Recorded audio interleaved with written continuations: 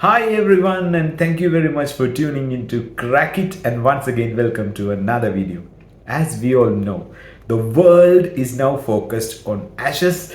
Indian fans are recovering from the WTC loss. But Sri Lanka is only focused about Zimbabwe because all roads lead to Zimbabwe because Sri Lanka team have to play the qualifiers and get through to the main World Cup. Now, we could just see every time Sri Lanka team is in crisis, which is happening for the past 3-4 years, we have always taken the initiative to find out what Sri Lanka should do at that time to come out of the crisis. Some of our analysis became true and some of our analysis became at least half true. So we are so happy. So today we are going to see what Sri Lanka need to do at this point to come out of this crisis. So we have a small crisis. Oh, of course, not everything about Sri Lanka, like, when we do the analysis, we have a small crisis.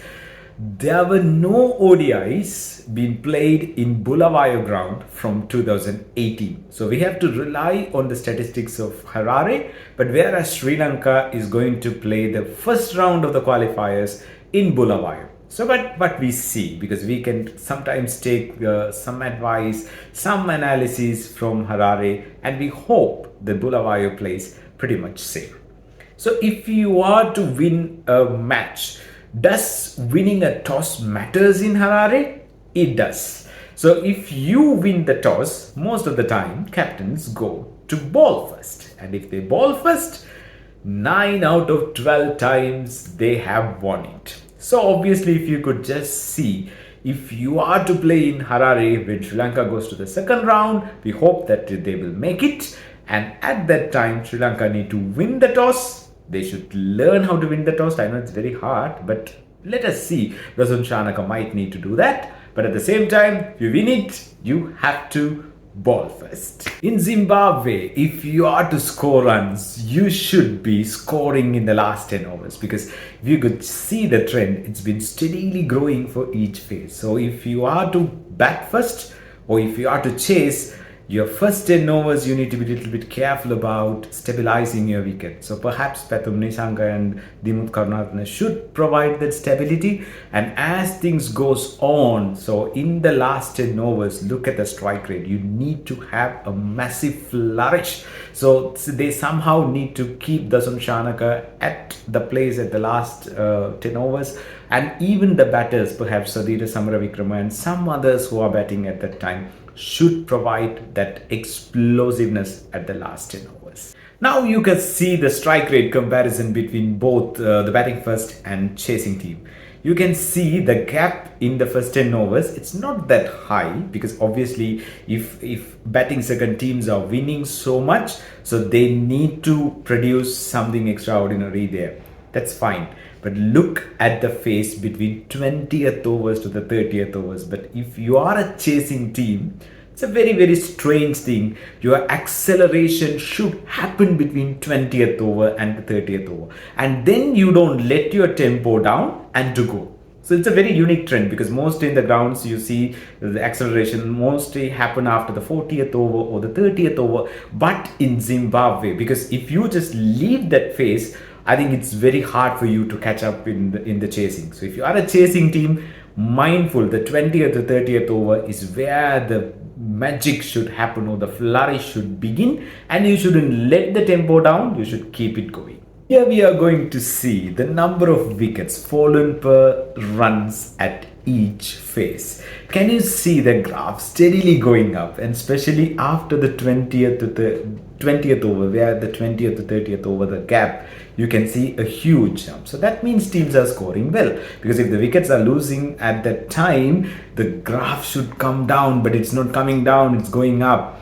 And at the last 10 overs, obviously everybody is going to have a dash, so the number of wickets are been also coming down. But you can see how this phase, especially the magical phase about 20th to 30th and then 30th to 40th, it's where you need to score very well in Zimbabwe if we are to win matches. Seen enough for batting. Now let us see something about bowling, because bowling department also need to step up their hand if you are to win matches.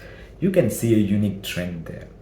The LBW percentage in the first 10 overs is really high. So that means the ball is coming in to any batter at that time. But as you progress in every phase, the highest number of wickets was given by court. So that means clearing the boundary is not easy. But what a unique trend is, after the 40 overs, the run out percentage all of a sudden goes up. So that means if you fail that 20th over flourishing phase, I think the batters tend to run a lot at that time to catch up, because ball is not coming onto the bat, I think, because that's why so much court. So that means like you can't clear the boundary easily. So that means your run out percentage is really high. So this is a very unique trend, because if you are to bat in Zimbabwe, make sure and be mindful about that magical period of 20th over to 30th over, because if you fail it, it seems like you are paying it back at the end. We have come to the end of the video, but I need to give few disclaimers. So now these stats are being taken from the year 2019, from the time we played the last Cricket World Cup to until now. And for us to give you these numbers, most of the teams who played in Zimbabwe, other than Zimbabwe, are like Ireland, Netherlands, Afghanistan, UAE, and only India from the top 8 or the test playing nation to go there and play. And they have also played only 3 matches. So these stats might sometimes mislead, because these two teams, or these few teams we just really spoke about it, are not proper ODI teams, because most of them are still playing the World Cup qualifiers.